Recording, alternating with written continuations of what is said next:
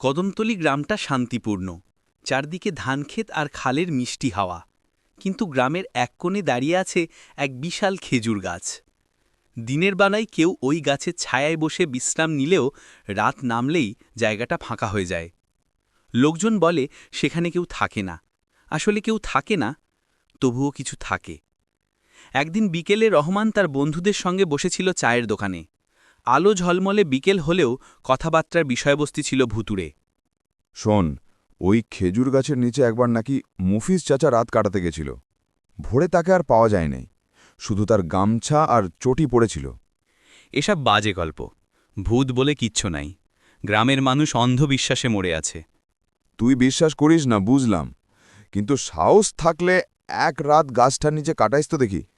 না না, এমন কথা বলিস না, মরা মানুষ ফিরায় না ভাই, গাছের কাছে যাওয়া মানে শেষ। রহমান ঠোঁটে হাসি কেনে উঠে দাঁড়াল।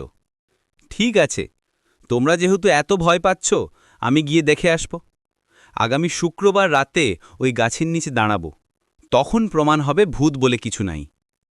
চায়ের দোকানে চুপচাপ নীরবতা নেমে এলো।